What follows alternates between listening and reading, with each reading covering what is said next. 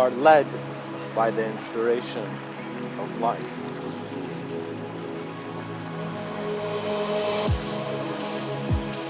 Today's talk will be about working with the concept and senses of identity. So pretty much simply said, it's identity. So how to do identity work. What does that really mean? It may sound abstract, but to be honest, when a being communicates with someone externally, it's very clear to observe that communication and see something there. But when you look at your internal communication, as in when you're observing the self is to you as an identity because you're identifying with something to be an individual in this world. Because your individuality is coming from a sense of being different from everything else. Everything else is suggesting your individuality because it is a whole system. Now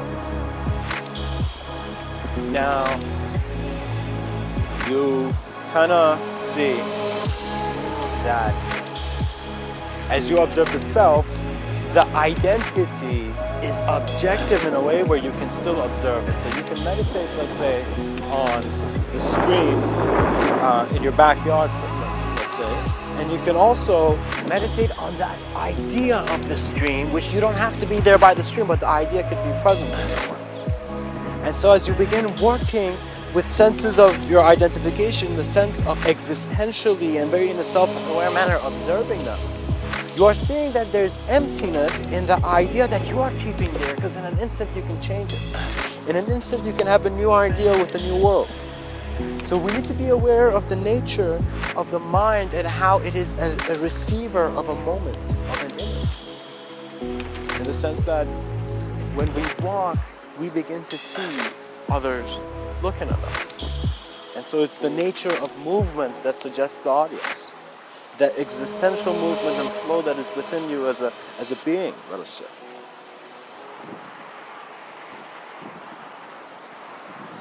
Identity work could be significant to many people, and we need to acknowledge a sense of multidimensionality properly in regards to not psychology, but something we're using psychology's inspiration for. So we just look at psychology, what's very fruitful of it, we utilize and we go and we try to create a new systems out of the problem. So what it is that what Mr. Within is suggesting is that in identity work, in self-awareness and going towards, in quotation, enlightenment, you need to see that it's all about how your experience is more than just the shift of form. As you realize this, life experience becomes not something that you need for a job anymore. You need life experience for life, for the act of living, and in your observance, perceiving worlds that are helpful.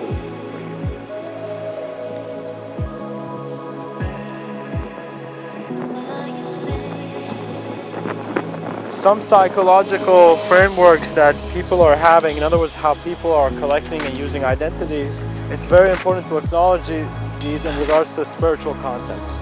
So what that means is certain people observe life at different states of being, right? However, what is suggested as nirvana, let us say, is that state of being which is aware of whatever is limiting you right now. Whatever is causing you your hindrance, it is beyond that hindrance. Whatever that is not satisfying you or not giving a sense of completion, it is a sense of completion. But you need to realize that sense of completion lies beyond ideology. So it's not a story-related thing. You're not here working for a character's salvation. A character needs a savior. An existential experience doesn't need anything. It's just continuing eternally. So your self-awareness and your awareness to the framework of thought is suggesting life to you after death, let us say even.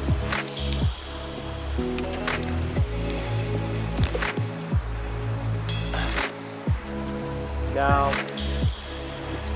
some people are going to feel like they have existential responsibilities to communicate what they're receiving in different states of being.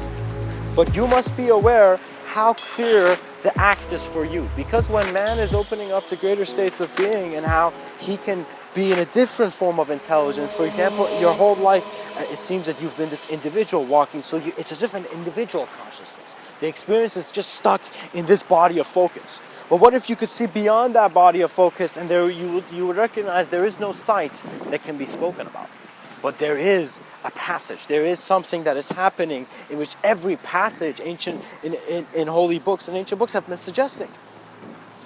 That man and his greater connection is a relationship beyond form.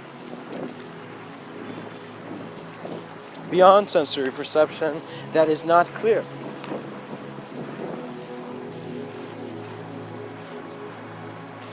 Multidimensionality is something you activate within yourself through your self-experience and your observance. So in other words, you're observing your life, and in a certain depth of it, suddenly you are awakening to how you were always flowing in a different way. It's as if as you tap into a greater intelligence of life, no longer anything is wasteful. Waste is a human idea. The concept that things are being wasted, things are being lost. Things are being lost to the human form, which is considering a certain standard of reality. But beyond that standard, consciousness is all that is.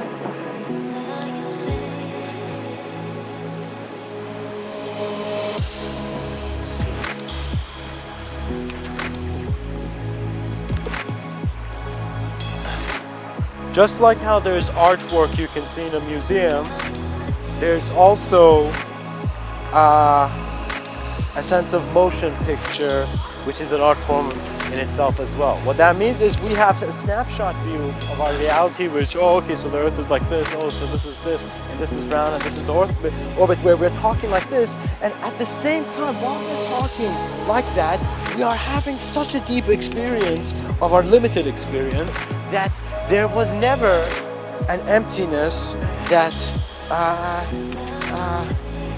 was lost. The concept of being lost and found is a human idea, and as you move beyond that human framework, the mind of man is a salvation that was always gently there.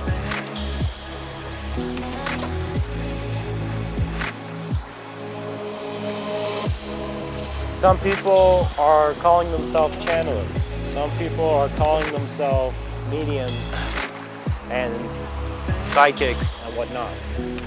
But I want to tell you, and I want to talk to not just you, whoever is listening, but I just want to talk to the human being that you are first. For a human being, it is really important that he obtains his trust in things from clarity.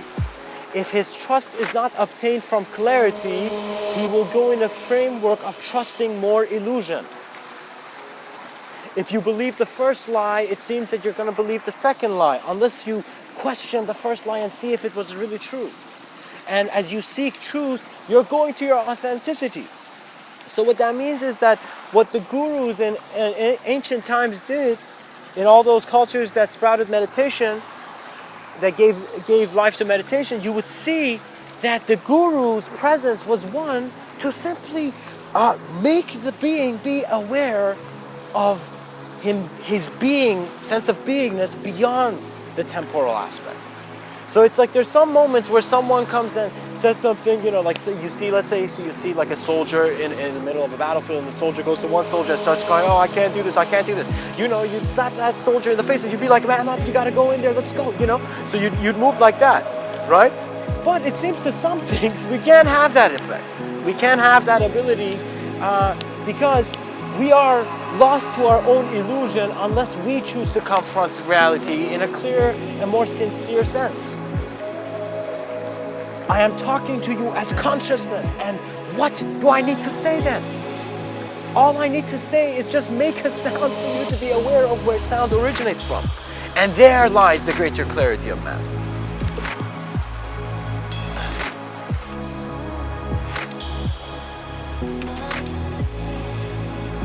Multidimensionality is working with that sense of identity in dynamic states of being where you are getting experiences of that idea.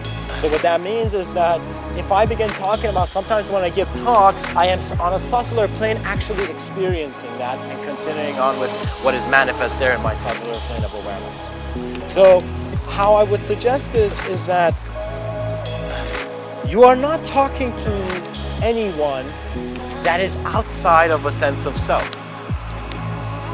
See it this way. Before you bring culture and individuality and uniqueness to who you think is talking to you, you are a sense of self observing that self. All life is observing form, and because you're associating with a certain amount of form, which is this physical body here, you're observing some form of union with the land here, as if your consciousness is transcendent, but it is also an experience of here. It is perhaps the same union that you find that when there's a bridge between cultures, there's a bridge between individuality, where you see it's not that the individuality should die, it's just that the individuality should be acknowledged in a greater sense of observance. So each individual must find within himself or within herself the collective knowing that existence is. It is simple, it is profound. Give it to yourself and work with utter existential clarity. Existential clarity is not something you just suddenly read something and you're like, oh, I got it. Existential clarity is observing the nature of your suffering. Not that you're just ignoring, you're not just directly confronting your fears every moment of your life, but you're living in a sense of moment where you're moving beyond your fear of space and time. Because death is a fear where your understanding is going, where you don't know what's going to happen to your sense of space and time. So you need to study the nature of space and time, and you see that it originates from your experience. So your experience is the crucial point. So what that means is, on a spiritual level, you are an intelligence beyond your form, a formless observance, which is maintaining everything as an empty intelligence in which we are something in it. And on another level, you simultaneously have the experience of being an individual who's in a world which can be objective. It's as if we are between worlds and we're wondering what we can do with those two different kind of palettes, two different canvases. It's like bringing two artists together and telling them, you draw half the page, then you draw the other half, and wondering that you have brought worlds together. Greater understanding is gentle, it is compassionate, and it is efficient. It is efficient in the manner that just like how your body heals itself, your mind is healing its thoughts. So if you even go to a bad environment, you will see you have been so authentic and so sincere with yourself, you honestly know you're not bothered by that imagery. You will see some of these swamis and monks that are just in meditation and are just in monasteries and whatnot, in temples. These beings have such existential contemplation that you would not believe. It's as if you begin to see that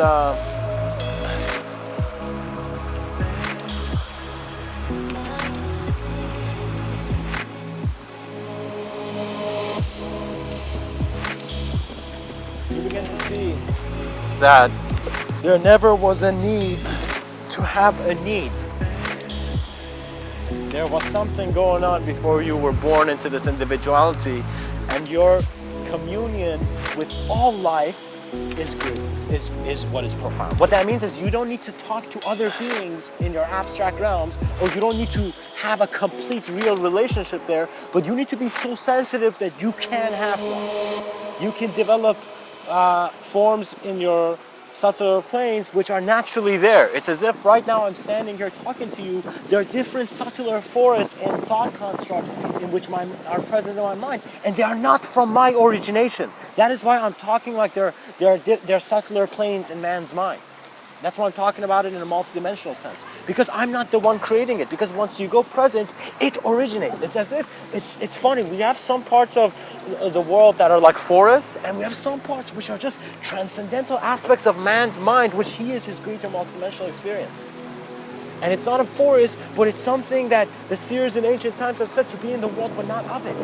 What that means is you're present existentially as the source of all existence, because you have allowed all change to happen without trying to control an individual aspect of it. And that sense of grace will bring you a silence of and stillness of lifetimes that will just bring you, and it will be for a second. The computer has stopped, the program has stopped, the programmer has stopped, and in that emptiness and clarity of mind, your moment Your newest moment is you. And you will walk as if you have just been reborn. Mr. Within has been found to a degree where you have observed your sense of self for yourself, and you have dived into the depths of what you can originate from existentially as life intelligence. We don't know the answer to this, so now it seems to be the best time to talk about it. It seems like life wanted the internet to come out here so people can begin talking. And it's okay, at first we're talking about nonsense on Facebook, but eventually we will become such advanced beings that Facebook will become just where human beings have the greatest communication. Because we are talking about rubbish, because rubbish is in our media, so guess what? If the media does not want to change, if our environment doesn't want to be a big brother to us, then we will man up and we will build the systems that will correct and align the flows of this world. We will harmonize. We will, through our presence and knowing of our existential form, work in this life. And we will work with life, as life. Not as a human body who has such arrogance to make itself disconnected. Disconnection is a choice because you have free will. So why are you choosing to be in an objective world where the soul is not even allowed to be seen? And we are walking as blind men who never knew the truth, but were comforted by the pillars of their own theories. Do you really want to have a theory? Do you want to have a pile of collection of theories, just like a collection of rocks which are heavy to carry? Or do you want to have a collection of life experience which is advancing and transcending your existential intelligence? You are not, take it this way, all those things that you think a human being can be, all those answers to that question that child was asked, what do you want to be when you grow up? That is a horizontal dimension of life, and there's a vertical dimension of life, playfully as Mr. Within is saying, which is your greater states of being.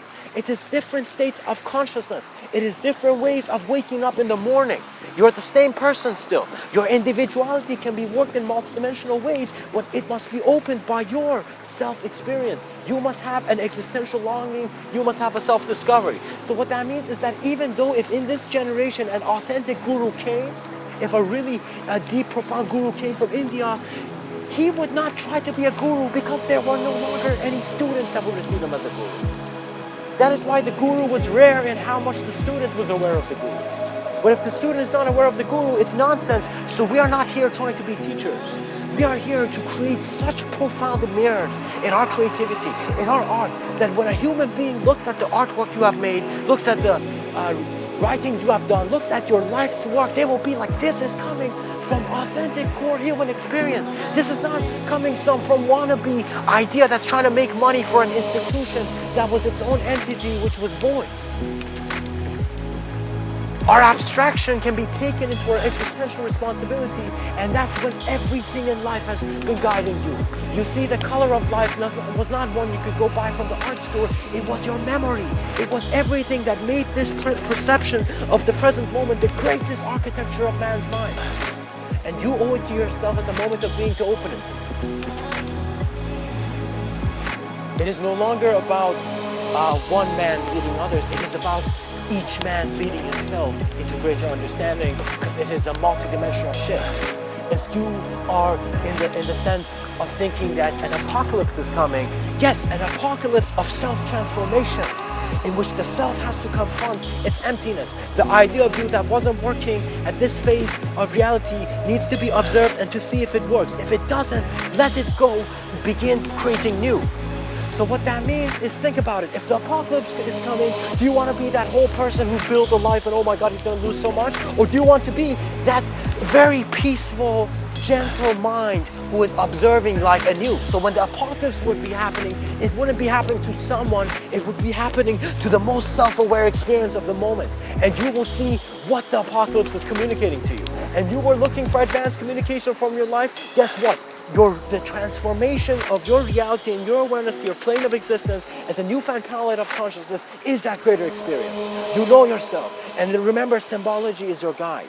All symbols here are here to guide you. Why else would you be looking at them? That TV ad, we think it's meaningless, but there's a reason you're looking at it. So absorb the collective sense of your intelligence and work with yourself in greater ways. It is time for every man not to get weapons to to protect themselves. We are not here to protect objects and money for survival. We are thinking for the survival of the species. We're here to create one student mind, which every person at every age is a contributor of human experience. We want to make databases that when human beings are born here, they will go see how other human beings have lived, and they will be like, wow, my choices are limited because of my illusion. The lives of great men is the greatest inspiration that you can find, because it is showing you how else man can live. That person who was your enemy was living in a different way, and to be honest, if you had a chance to study the way they live, you'd be fascinated by their ingenuity. You'd be fascinated that your enemies are creative, natural, peaceful, graceful human beings. But if they are not choosing to be peaceful, it is because that is how the reality is being projected. So there's one way of getting out of a fight where you run from the fight and you hope that the fear does not chase you. And there's one way of confronting fear where you go into that fire. You go to the fire of your chaotic abstracts of your mind, in that existential madness, and you sit on one level in the most peaceful forest which is outside in your backyard, and on some level in the most chaotic, deepest ideas of your truth. You let your truth roar, and you begin to see where that roar is coming from.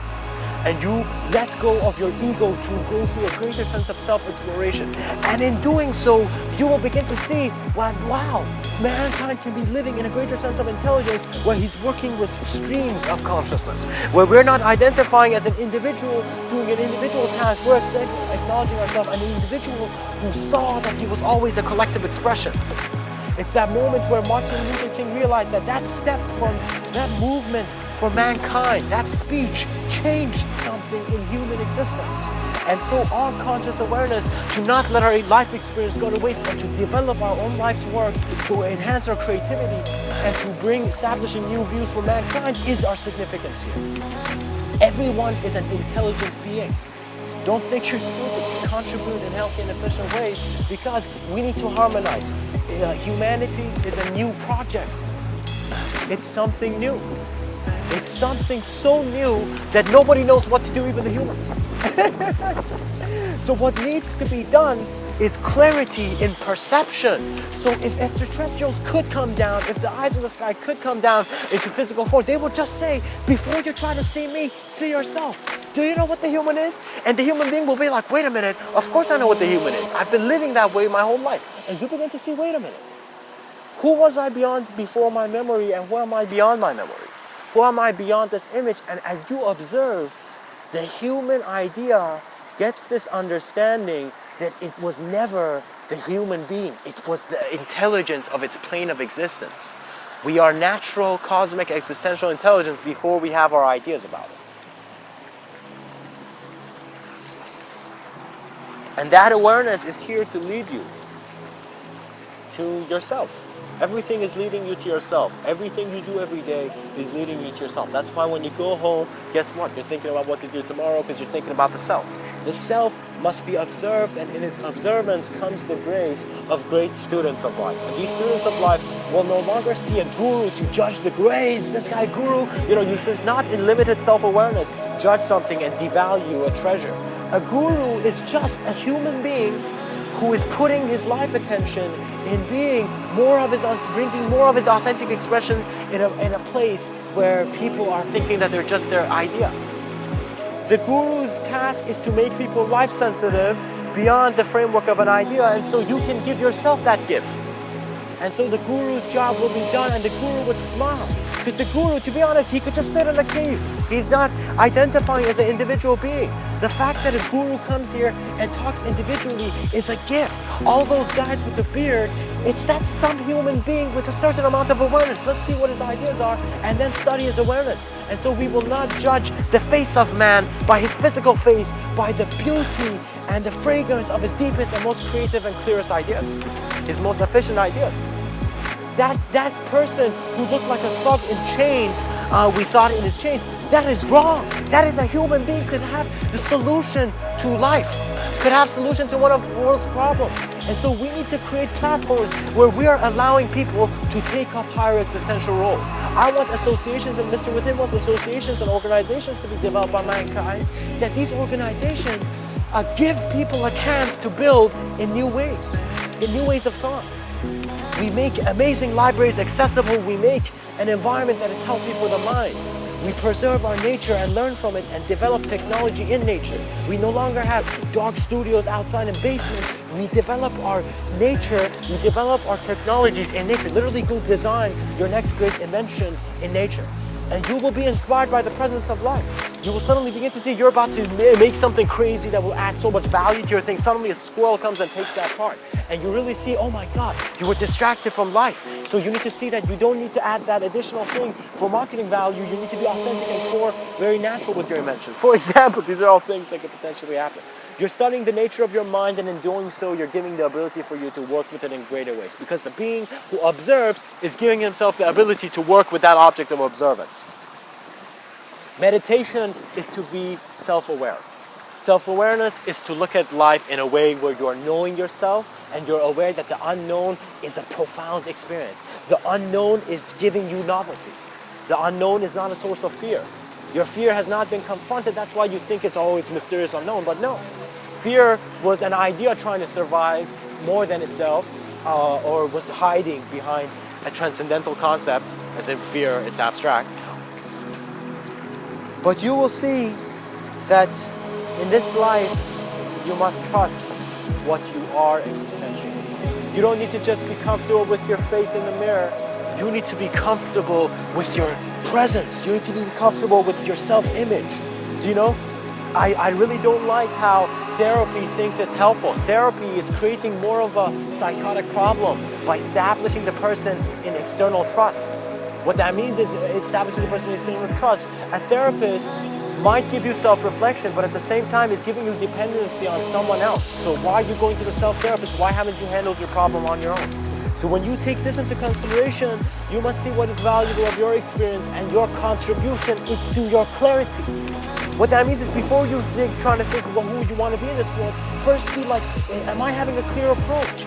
Am I looking at life in the most harmonious, compassionate, and self-aware way? Is life meaningful? And then you will work towards a devotion, which is your life purpose. But you don't know it's your purpose. It's you working with the unknown. You're being a treasure revealer in which you're doing your actions authentically to see where you're heading in this life. And you're heading somewhere very able. You're heading to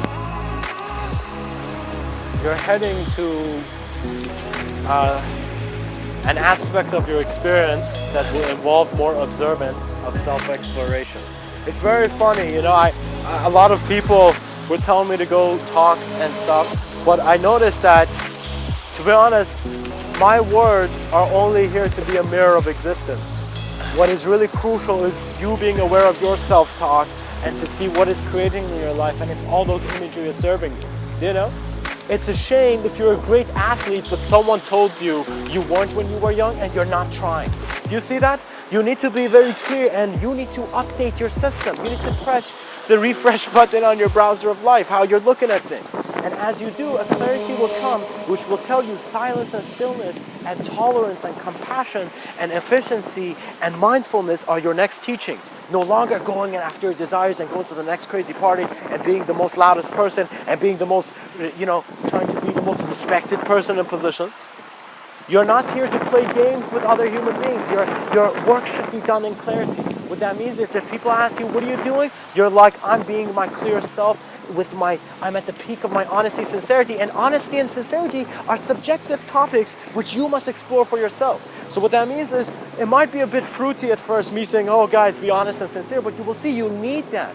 You need to have a trust in your thought process because you are not trusting your perception to see what is your truth. So you need to reestablish more conscious phenomenon which you are aware that you're observing this. And this awareness is having a newfound ability to create a new idea. And so suddenly you're like, oh, it's that soccer ball. It's as if suddenly, while you're looking at that soccer ball, the memory of you playing soccer is simultaneously present. So it's as if two different geometries of experience are connected. Two different images have just blended. And as you kind of look at this kind of blending, you begin to see that you are always, all the time, simultaneously acknowledging reality as an experiencer and also as an object of experience. So you have a body, but you're also a mind. And sometimes the body realizes that it's the mind and not the body.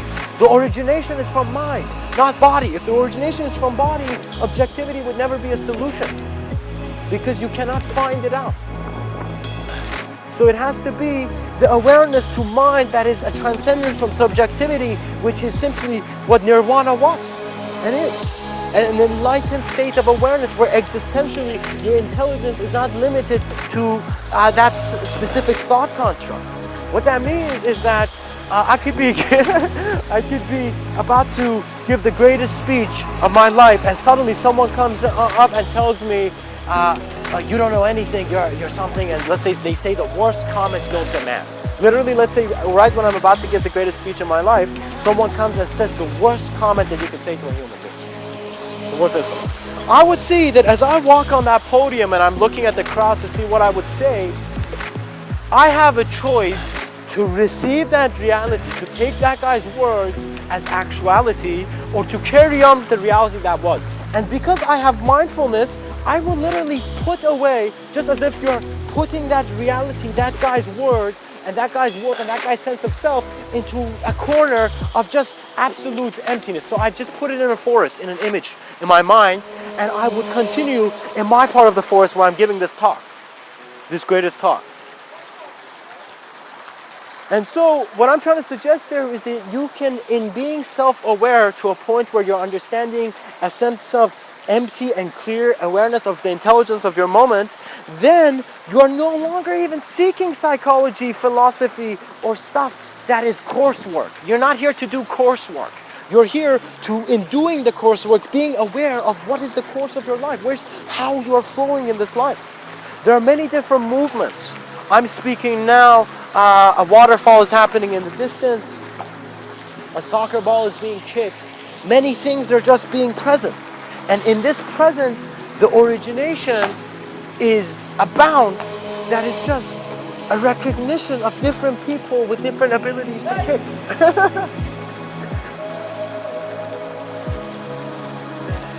You need to think throughout the day, what are you doing for your idea, which normally you are thinking that, how am I handling this externality? How am I handling who I am? And on some level, you should also be thinking about how am I handling my day's experience as consciousness?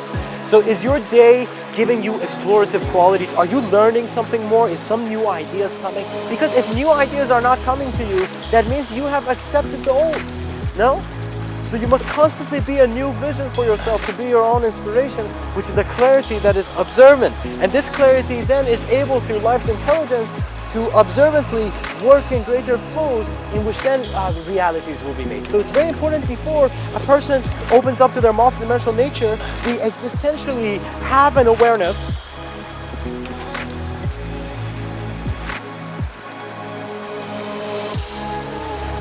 to where the reality is coming from. It's as if before you play the game, you're aware that it's a game.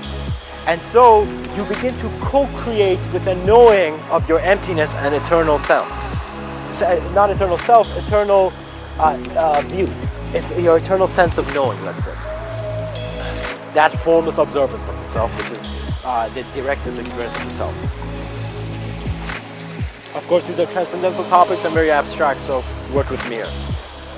Now, as we look at our world, everything in life is looking at us in the way that we are interpreting what sight means. You are looking at life at a certain color, typical basic assumption, that guy's looking at it the same. So based on the human being beginning as a program of self-identification, this self-identification, as it identifies with other selves, begins to see that it is not the creator. So first the child thinks he can do everything, and then the parents eventually make him realize, the society eventually makes him realize he can't do everything. So see, it's like as a child, you come into this life being the creator. You're actually being God as a child, and then suddenly you're being told, wait a minute, you can't do this, so you can't do this, you can't think like this, and whatnot, and which media really kind of gives you these ideas. So I wouldn't recommend having iPhones and television around young children too much, because why give them that video? Put great books, put great artwork in front of your child. Put something fascinating what the child can look and get inspired by. Because the quality of your ideas is a choice, and every being has a different ability of that choice. Some beings, it might not be easy for them to subtly, creatively express themselves. For other beings, they're completely comfortable. For example, a comedian that goes on stage, he's comfortable of expressing his sense of self. This comedian is there where he's saying, I'm going to share my thoughts with the world, so internal experience working with external, and it is actually something which a being can get really realized from. Because it's verbal communication trying to be more than it is, but it never is, and that's the realization of the comic. That the funniest thing of it was that there was nothing funny about a guy standing up on stage and saying things to other people. It was a serious matter. But this is, of course, the humor that I'm bringing here, and this is, of course, my context, so these are my interpretations, guys. These are my views. So anyways, to continue, let us say it this way. The comic gets this realization that he is the creator of that moment, and he is on stage, and all eyes are on him. So there's a profound ability to observe creativity in that moment, in that verbal form. So similarly, there are different areas of creativity you can explore, and let me just wrap this up in the sense that all this is to show you that in regards to multidimensionality, you must be aware of life first before your idea of life. You must be grounded in your knowing and your direct experience. Think of how clearly you know where your house is right now, if I ask you. Have that knowing of the present moment and of your unknown, and it will do wonders for you. It will make you a treasure revealer where you are constantly updating and advancing your system.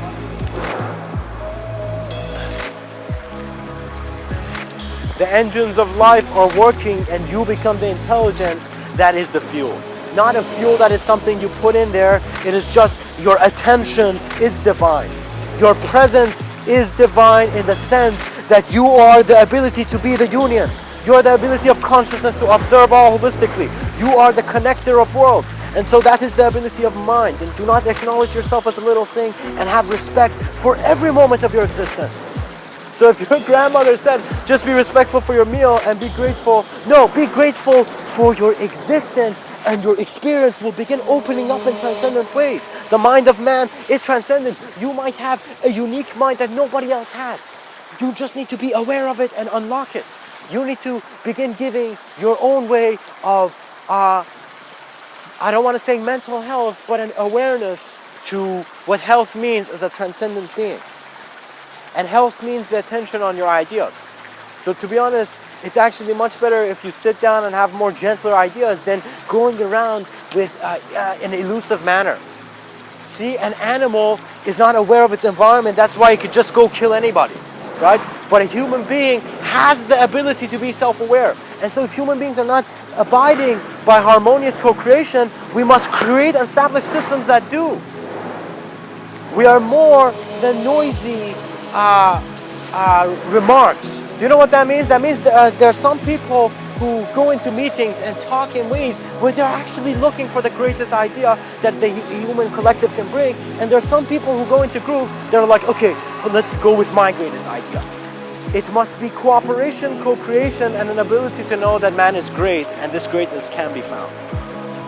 And it must be found by you immediately in your lifetime. What that means is the yogis, it is said in ancient Indian literature that the gods would come to the yogis to counsel, because these beings were so aware of the human situated platform, and they were aware of how they opened up to transcendentally. And of course this is abstraction I'm talking about, but this can be a profound experience within your realm.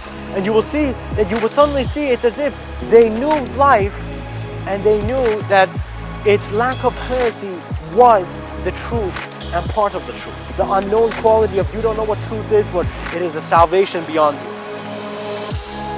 To just call it heaven and be like, oh, there's no heaven, there's no hell, is wrong. Your approach should be more authentic, and you must have a deep vision. You must see how deep of a seeker you are. You know what that means? That means in front of somebody, you might be like, hey man, that's too deep. But in front of yourself, you will be like, wait a minute, who am I? I need to go know this. And that is something that will really fuel your experience in grander ways. Every moment you're learning, receiving, and if you allow the intelligence of your present moment to work, you will see that you will literally don't need to plan. Because when you plan, you perpetuate and you constantly create and keep an individual idea, maintaining an individual thing. To be honest, They said don't seek our desires because they wanted to say, as a human being, give yourself a moment where you're not constantly obsessed about a desire. You're not trying to look good and you're not trying to have things look good. You're just observing life as it is, and in that you're getting a new understanding of your intelligence. If you do this, you will realize that the shaman, the rishi, the guru, and all intelligence and all multidimensional communication is within you. It is your origin.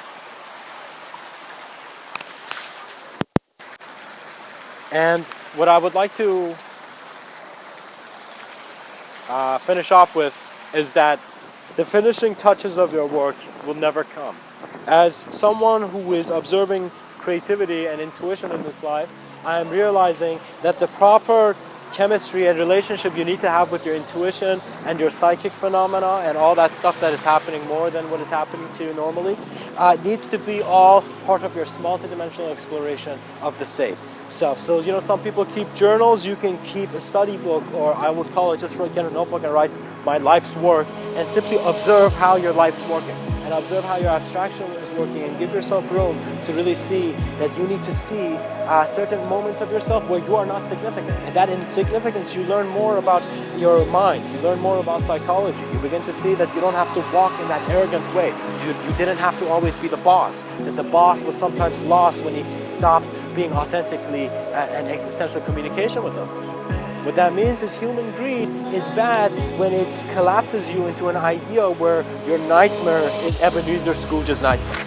You know, it's we need to be aware in ways where we are comfortable, and we're comfortable with how the ideology can be transparent, but the human experience is much beyond that. And of course, there are many realities to work with. So what I'm saying is, when you look outside, it's an objective world. When you look inside, it seems your subjects are pointing to greater transcendental experiences. And so as you observe the ideas of man, you're seeing that they're never coming from man.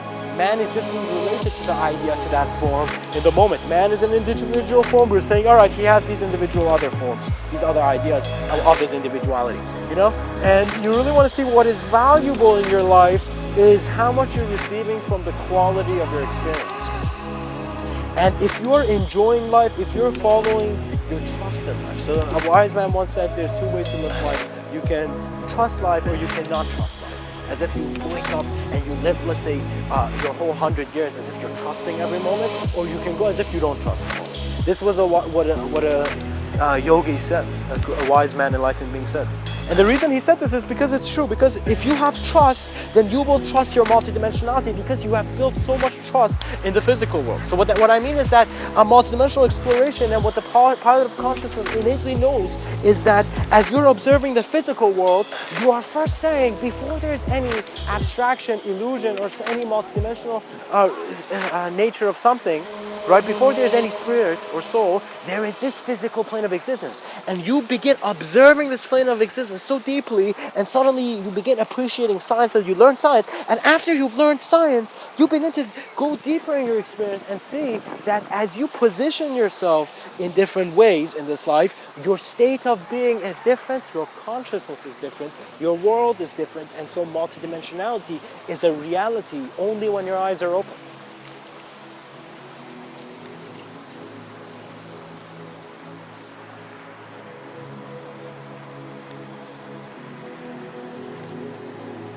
Is ignorance our problem? Or is life forgetting to be life?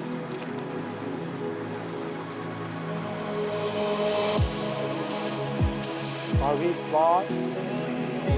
Or are we flawless? And so, in working with your identities, it is not that you're trying to achieve an outcome, but simply observe what you have been calling life. You begin to see more than the idea, and you ground yourself in your firmer understanding. Guys, it's okay to have deep vision, because it just makes things easier. It makes you take in all the values. What that means is you don't suddenly make a decision without having an awareness to what the moment is communicating to you. Intuition is what is actually your knowing in the moment, but your idea is so convinced that it only has intuition, or it only has rationality in a certain way, that certainty is not letting him see the present moment. Don't acknowledge yourself as a body, acknowledge yourself as a moment of experience and a moment of existence, as a moment of awareness in which a body is present. So think of that moment where a person thought he was on the world, but actually the whole world, he was within the world. Do you see? He was within this vaster vision, which is this projection of a world. And trust me, on some level you will maintain a simulation type kind of relationship. So video games have really helped us in that region because they've planted the imagery of how man should work in multidimensional ways. To be honest, I actually think all those people playing video games, Mr.Within things, are pilots and they're training. And what that means is they're working their consciousness with abstract forms. And they're doing it in small screens, but let's visualize if they were suddenly in this screen. That would be the next level in which the pilots of consciousness need to be more aware than their actual, how would I say it? More aware than their idea. So what that means is I believe Mr.Within is here to say that there's a lot of pilots in this world, and there are a lot of beings here who are suddenly going to realize a certain point in the next 10 years, hopefully, that they are more able, their imagination is not just imagination, their relationship with life is profound. This profundity begins to inspire the individual to be its greater experience of collectivity. As you do this, you will harmonize and everything will begin to align because you are allowing yourself to observe the alignment that is your life intelligence. And walk gracefully and do not try to be only an ordered idea or a chaotic idea. Be an observance of all ideas. Be that silence and stillness that is aware of all the movements and noise. And in this, you will see that we will be more able to work with abstract forms. We will use the images from any fantasy or sci-fi thing used, and we will use those as our creation. They will be our clay in trying to figure out and explore our subtler realms. There's uncharted territories and aspects in man's experience. Man is not a body that has a mind. Man is not a body that is only using 10% of his mind. Man is a greater experience beyond mind in which the mind is there. So think of the body being a box and then think of the mind being a greater body in the box. But when man goes to see if the second greater box in which the body is in, which we are saying is the mind, if it has edges, it doesn't. It dissolves into emptiness. So what that means is the solid framework of thought is very hard to be seen to suddenly transforming liquefy and then from that liquidity go to gas. Gas is a totally different state of being than solid, so the solid object will never understand it unless it realizes it is beyond it. That's why you can observe the different projections. Once you see that you are an awareness to worlds, you will become the navigator of your planes of existence. And this is why it's important for you to develop sincere connections with Gaia. Your flights are not your flights. Your flights are how deeply and profoundly you're aware with your moment, which is incorporating your known and unknown aspects of experience. You're no longer just a human being drinking a cup of coffee. You are a vast ability to be a creative expression in this plane. It's not done through a canvas. You're no longer drawing colors. The colors are your identities, are your senses of selves, are all your thoughts. Philosophy is being chaotically thrown into abstraction and it's being turned into a new brush. And with this, we're brushing off the old ideas that didn't work because they are not being aligned to the new reality, which is man's intention. So culture has unknown qualities. We will never know where we're heading because we never know what the new generation is going to feel. The new generation might be like, oh man, these guys are thinking of it wrong, you know? And I hope they do because those newer ideas are being done and maintained from a greater sense of self-awareness. We right now, as humans, think of it this way. Let us see how we can enhance the human species, the human being. How we can make it efficient is that we begin taking care of children and we begin educating children because these children are going to be making decisions. Education immediately contributed, guys. Give it freedom. Kids need to have their own expression. You need to give them space, but they also need to be introduced to efficient collective systems in which control is a healthy thing. Control should not be a bad thing. Without control, great acts could not be done. If everybody wanted to talk at Martin Luther King's speech, if nobody could control their silence at that moment, then Martin Luther King couldn't give his speech. So control sometimes means trusting your moment and letting a different body in your moment of experience to be the leader. And then you will see all bodies are leading to the same awareness, to the same understanding. That the nature of this reality is self-reflective, and that is why it is a projection, that is why it gets fractal qualities, but at the same time, this self-reflective matter is not the only thing.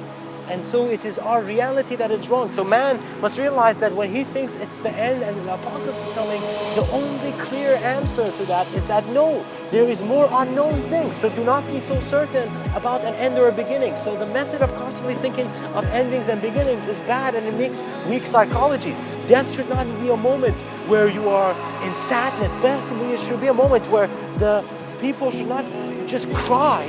I mean, crying is natural, you must let it come if it does, but you must go and sit in complete silence and stillness of mind and just observe if that image was here right now, what would it ask? And immediately learn the lessons through the thought intentions that are communicated. In your silence, receive the greatest teachings that are life communicated. It is a greater intelligence than that that can be objectified, dulled down, and dashed with language into a certain term, into a certain space and time. Identity work begins only when you know the greatness of the origin of your vision. And that greatness is integrated, it is within all things. You begin seeing that you're no longer seeing an individual person. You're seeing the greatest qualities of a human being you have observed in your sense of self within that sense of self, which is giving you a sense of other. And that profundity is the great creativity of man's mind. So don't think that artwork, again, is only on the canvas. Sometimes artwork is how you profoundly and deeply see life. How all these disconnections are all connected by an observance, which is there present. And in such awareness, may you treasure the knowing that you are, and the knowing that will be introduced as the newest and the greatest idea from your own sense of unknown. Work with yourself and give yourself existential allowance to build something of great contribution. Contribute to the human species.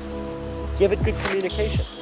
At least, if you're not helping the environment, picking up, making clear environments for children to have a greater sense of clear conditioning, or better ideology, then just be healthy. Listen to people. Give people chances to talk. It's very funny. I do a lot of these talks, but when I'm around people, sometimes I'm very silent. Because that silence is giving me an understanding. There was a man, a Sufi mystic named Hafiz, and he gave great words of advice. And in one of his poems, he suggests that listen to everything as if they're coming from your, they are the last words of your cherished master. They are your cherished master's last words. What that means is that gave me the understanding and the cognition that I've been judging my listening, and so the filter has not been allowing me to consciously receive thought or other people's communication. So as I stopped trying to listen or trying to identify, as I observed what was there, I realized in emptiness, listening is your profound ability to see what is there and what is being communicated. And that communication is so profound.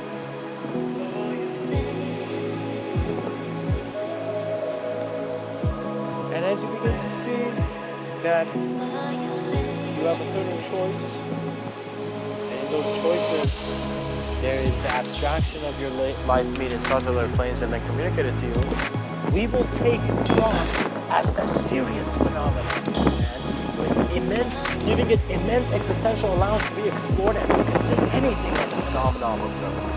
I want people to begin talking about who Mr. Within is. Let's see what's within us. What is the core and depth of this existential intelligence? And in such a search, you will not be concerned about identity work or non-conventionality, but you will trust the flow of your experience. Much blessings.